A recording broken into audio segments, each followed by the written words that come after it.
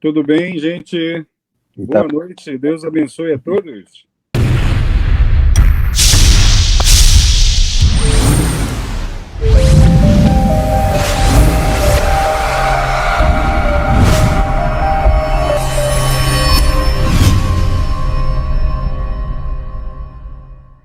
Bem-vindo todos, bem-vindo Rubem, obrigado. Você agora, quando entrar, você tem que dizer good night. Good night, é verdade. Eu não sei como é que tá o teu inglês, o meu é péssimo. O meu inglês?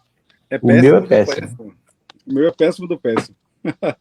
O meu é muito ruim. O meu é muito ruim. Muito ruim. Mas vai levando, né? Dá para se comunicar. Eu sou bom em portunhol, em italianol, vai tudo misturando assim, a gente vai... a gente faz. Aqui tem muito...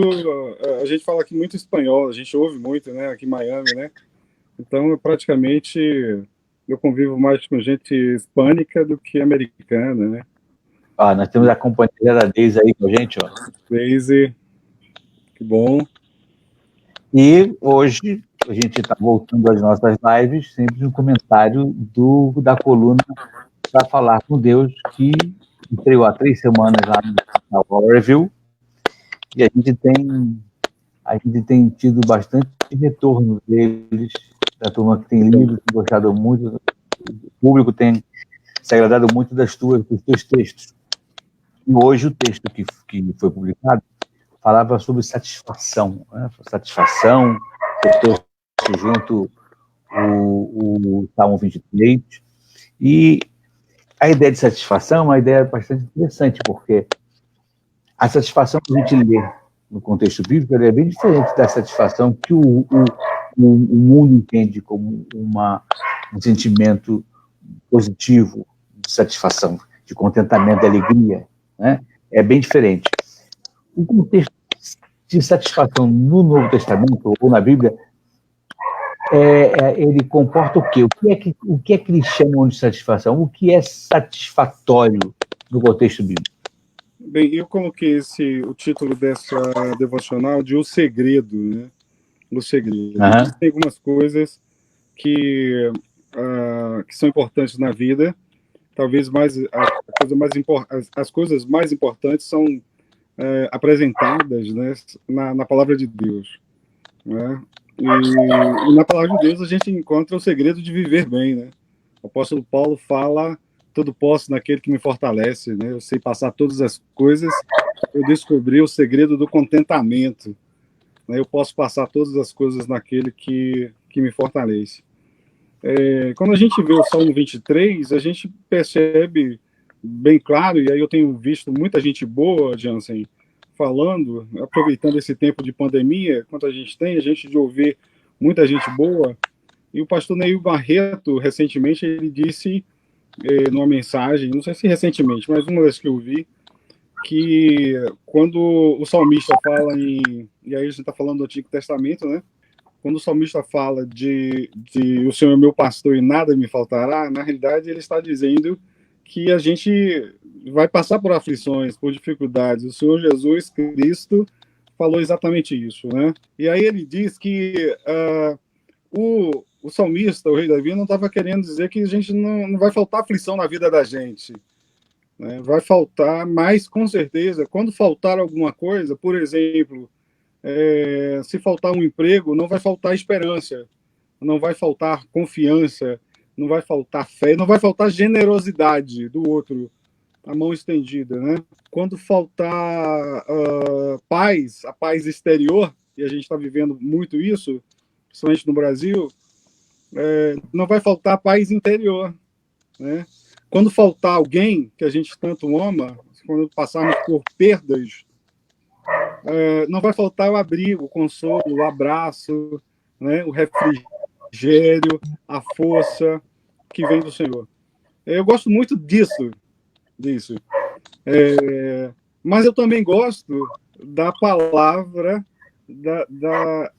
de alguns intérpretes do Salmo 23 que dizem o seguinte, que na realidade o Senhor é o meu pastor, o Senhor é meu pastor, não sentirei falta de nada. Ou seja, A partir do momento que eu tenho o Senhor como meu pastor, não me falta mais nada. Ele não estava se dirigindo a alguma coisa, ou ter alguma coisa, possuir alguma coisa, ou perder alguma coisa, mas estava dizendo, olha, ele é meu pastor, ele cuida de mim. Eu tendo ele, eu tenho tudo que é preciso. Eu tenho satisfação. Eu sou feliz. Eu posso passar até pelo Vale da Sombra da Morte, e essa série está falando sobre isso, né? Sobre os vales da Bíblia, e esse é o vale talvez mais importante da Bíblia, pelo menos o mais conhecido, e talvez o vale mais importante da vida de todo mundo, né? Porque todos passamos por ele, né? Ou passaremos por ele. Ou mais assustador Ou mais dele, né? assustador dele, né? Estudando sobre o vale, né? Mas, gente, os vales eu fico impactado com isso, porque esse é o que me. Eu digo a você que eu não fico lembrando das pessoas que morreram, não fico, não, sabe? Eu fico agradecendo pela vida das pessoas que passaram por mim, que Deus colocou no meu caminho, né? E essa semana faleceu uma senhora que foi professora de inglês da gente do Colégio Americano Batista, que foi diretora do Seminário de Educadores Cristãs lá em Recife por décadas. A irmã Ábia Saldanha, ela foi bênção na vida de muita gente, né? E ela morreu como 6 ou 7 pessoas que eu conheci, do Covid-19, né?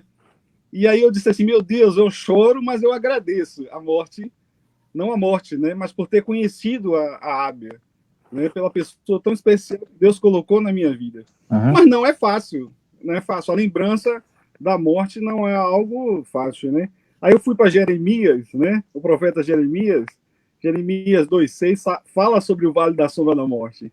Ele diz que esse vale é terra seca, é terra desértica, é terra emburacada, é terra que ninguém passava, porque na realidade o pastor ali estava falando de um vale, de um terreno íngreme, de um lugar perigoso, onde as ovelhas só poderiam passar com o pastor, com o cuidado do pastor, porque senão cairiam nesse abismo e morreriam, né?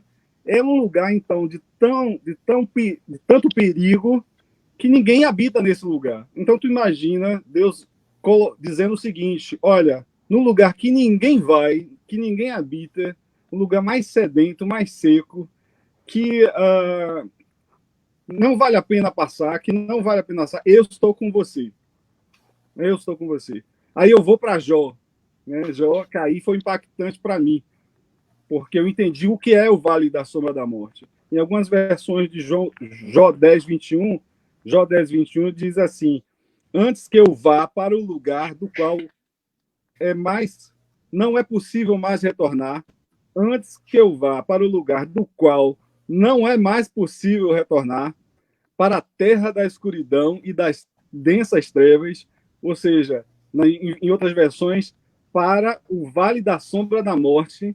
Ou seja, ele está dizendo assim, antes que eu vá, o salmista, o rei Davi, está dizendo assim, mesmo que eu ande para um lugar que não há retorno, que entrando nesse negócio não volto mais. Que bom que Deus está comigo, o pastor está comigo, sua vara e seu cajado me protegem, me guardam. Eles são o meu consolo, né? E aí, quando você passa por essas coisas, pode ser até que você retorne, porque temos um Deus que é Deus, é o Deus do impossível. Ontem mesmo eu fiquei feliz com a vida do Flávio, a gente tem pedido por ele nas orações das devocionais. Ele, Jansen, ficou 52 dias internado, chegou a ter 1% de chance de sobreviver ao Covid-19, e ontem sua esposa, Fernanda, foi pegá-lo no hospital. E ele disse, olha, eu vi Deus naquele lugar. Ele não é cristão, não é cristão, né? A sua esposa sim, e ele disse, eu vi Deus, Deus falou comigo, eu vou para a igreja, coisa que ele não ia. Então, assim, o Flávio passou pelo vale, mas esse vale a gente vê o tempo todo, a gente caminha nele o tempo todo, né? Mas assim, tão sedento, tão feio, né? Tão triste, eu fiquei impactado por isso, né? Mesmo assim, é o lugar onde Deus cuida da gente. Eu acho que satisfação está nisso. É saber que depois do vale tem um banquete. Um banquete para aqueles que vão e um banquete para aqueles que ficam. Aqueles que vão estar com Deus, e aqueles que ficam vão estar com Deus também. Deus estará conosco, né? Então, a satisfação tem muito a ver na minha percepção com isso, tá certo? É Jesus Cristo, é o Senhor Jesus Cristo, é a salvação. Eu poderia dizer muitas coisas, né? Mas as pessoas estão buscando tanta coisa hoje, prosperidade, pequenas coisas. Aqui nos Estados Unidos tem muito isso, né? Impressionante como o carro do outro é sempre melhor do que o meu carro, né? Como a grama do outro é sempre bem melhor, né? A casa do outro é melhor, o relógio do outro é sempre melhor, o computador do outro é sempre melhor, o telefone, né? iPhone, sei lá o que, é sempre melhor. E na realidade Deus não está nem um pouco preocupado com isso, né?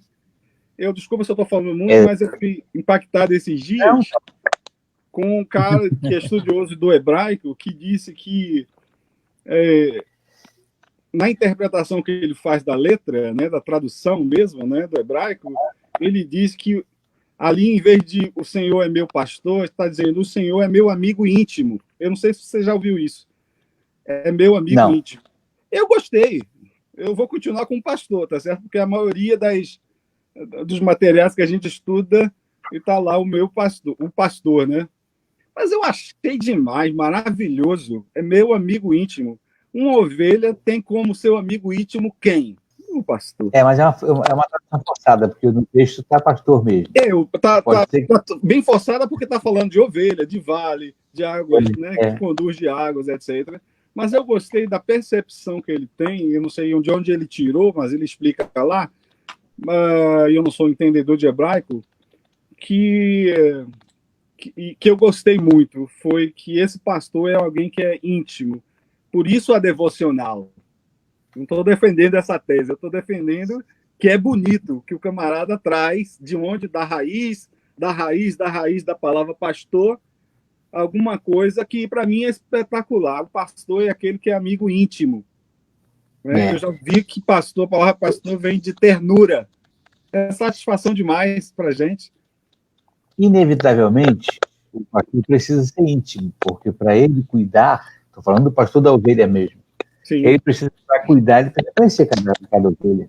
Eu te perguntei sobre isso na questão do Salmo 23, porque a gente sabe que muita gente usa esse salmo como uma evocação de uma blindagem, dizendo que nada vai nos acontecer, porque com Deus com a gente não acontece nada. O que é uma grande bobagem. Na verdade, ele está falando muito mais de confiança pela presença e pela companhia, e por isso um descanso, do que uma blindagem. Que é esse exatamente o sentido da paz que excede a todo entendimento. A paz que excede todo entendimento, ela não vem da proteção, ela vem da companhia. Companhia. É o que me traz paz. E eu sei que só serei atendido se Deus quiser, portanto, estou tranquilo. Eu posso ficar tranquilo, não é porque eu estou protegido. Porque se a paz viesse de proteção, todo mundo viveria de carro blindado. Sim. Né? Viveria em lugares extremamente fechados. Mas em vão vigia sentinela do texto. É por isso que eu gostei. Quer dizer, eu não estou autorizado a falar sobre defender essa tese do amigo íntimo, porque não tem muita. Eu sou um pesquisador que encontrou talvez a raiz da palavra, lá como eu já encontrei a ternura como a raiz da palavra pastor. Mas aí eu percebo, né? Aí João 14, né? O Senhor Jesus diz assim: na casa do meu pai há muitas moradas, né? O Espírito Santo de Deus, ele vai dar uma paz que excede toda a paz, uma paz que o mundo não pode dar. E isso é a casa da gente, sou eu, né? Quer dizer, a casa de Deus, né? Sou eu, né? É a habitação do Altíssimo, né? Eu sou a casa do Espírito Santo de Deus. Não é blindagem, é presença, é companhia, é alguém que está guiando-me, né, no caminho, não está distante de mim, né? É alguém que está perto. E aí eu volto, né, para o amigo íntimo. É só isso, né? Por isso eu amo a devocional, e o Senhor Jesus falava com Deus tanto, né? Que sede Jesus tinha, né? Que sede extraordinária o Senhor Jesus tinha, de mesmo passando a vida toda com Deus, né, com o Pai, estando aqui conosco, ele orava o tempo todo, falava com Deus o tempo todo. Que sede ele tinha do Pai, né? Que sede ele tinha do Pai. E por causa dessa companhia maravilhosa. Como aqui a gente hoje está passando por situações de extrema dificuldade, e eu acredito que no Brasil está também, estamos tendo uma pequena melhoria, mas na Flórida, aqui houve um aumento dos casos de Covid. O que que você faz? Fica em casa? Eu vi hoje. Fica em casa com quem se você fica em casa? Né? E quando as coisas passarem, sai com quem? Qual é a sua companhia? Né? Qual é a sua alegria? E que alegria você tem maior, né? Eu prefiro ter a companhia do Senhor. A satisfação é isso. Essa canção é antiga, né? É muito antiga. E ela diz assim: satisfação é nova vida, eu com Jesus, em alegria, sempre cantando a melodia, satisfação sem fim. Sem paz real, sem gozo na aflição, achei o segredo, é Cristo no coração. É Cantei Cristo, é a muito companhia de Cristo, é a presença de Cristo. isso antigamente. Cantei muito isso, corinho ainda. É muito legal. Agora, deixa eu te falar um negócio. A gente está falando de satisfação, se você falou que satisfação é a companhia, o segredo dessa satisfação é a companhia de Deus com você. E dentro desse escopo, eu sou obrigado a me perguntar o seguinte: por que então os cursos deixaram de pregar essa companhia e esse descanso, esse segredo, e passaram a transformar a satisfação na conquista de algo átil, percebível, perceptível e financeiramente proveitoso?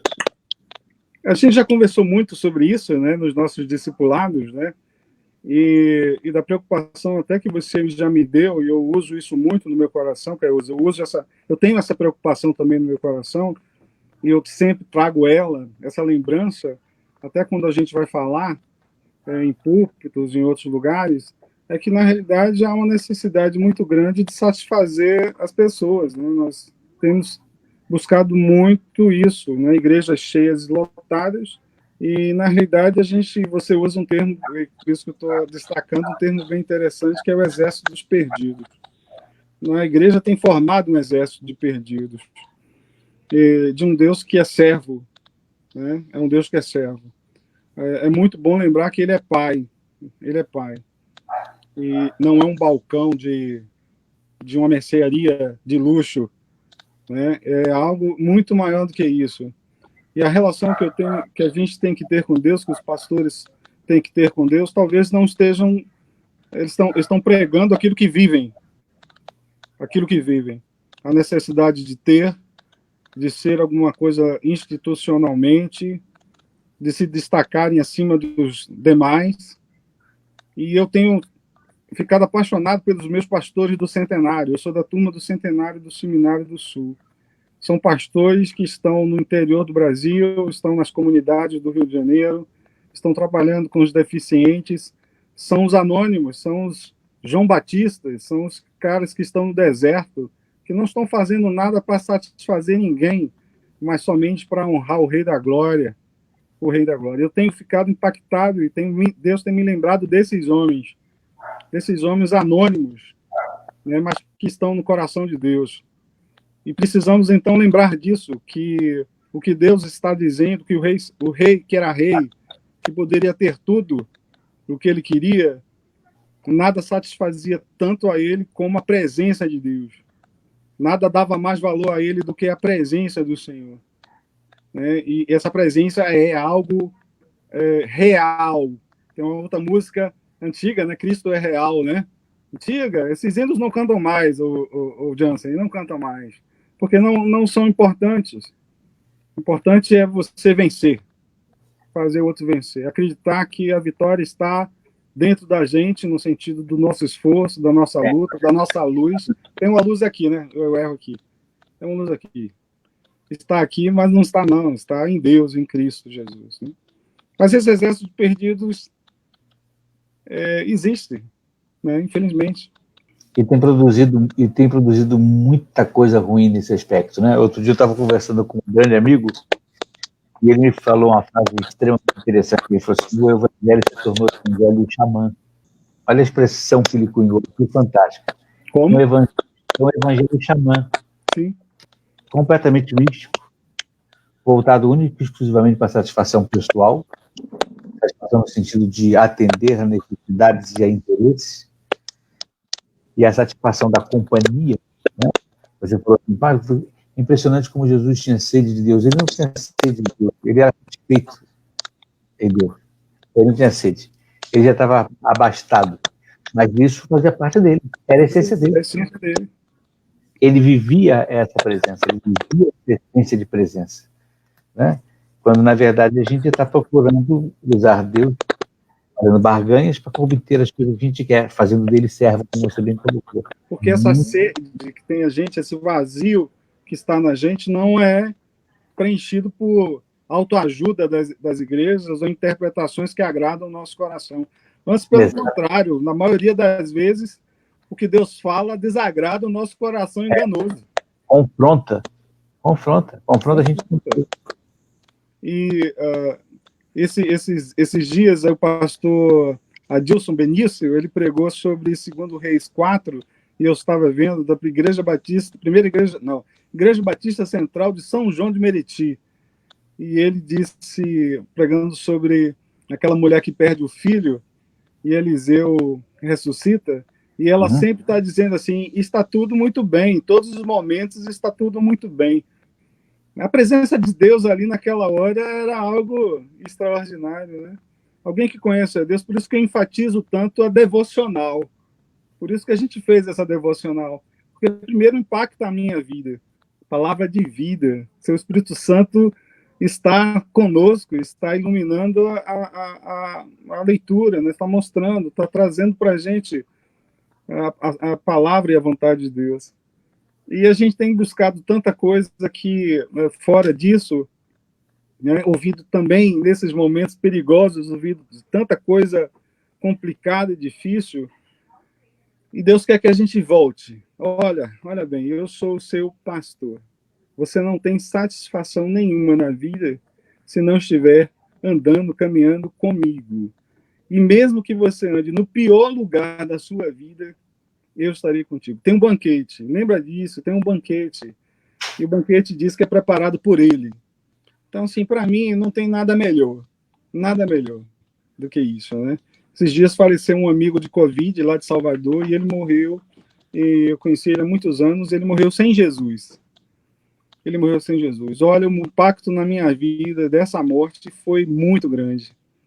Os que morreram com Jesus, a gente sente, mas a gente se alegra, porque estão com o Senhor. Mas esse amigo que eu perdi, sem Jesus, você não tem ideia do que eu chorei, do que me impactou a minha vida. E nós precisamos lembrar disso. Existe algo melhor, maior. E isso só é possível se andarmos com Jesus. Muito bom. Olha, toda semana a gente está aqui exatamente esclarecendo o conteúdo da coluna para falar com Deus, que o meu querido Luiz Rubem faz toda semana. A gente está divulgando na segunda e à noite a gente bate um papo aqui rapidinho, gostoso, exatamente para trazer para vocês o que motivou aquele texto, o que motivou aquele entendimento que foi repassado para vocês e esticar um pouquinho mais a sensação que a gente tem quando a gente fala com Deus nessa devocional. Então, obrigado pela participação de vocês. Meu querido Rubem, mais uma vez, obrigado pela tua disponibilidade aí. E na semana que vem, mais um texto e depois mais uma live à noite. Meu querido Deus abençoe a todos, que todos tenham uma noite agradável e que vocês sejam amigos de Deus. Amigos de Deus. Ele está querendo falar com vocês, viu?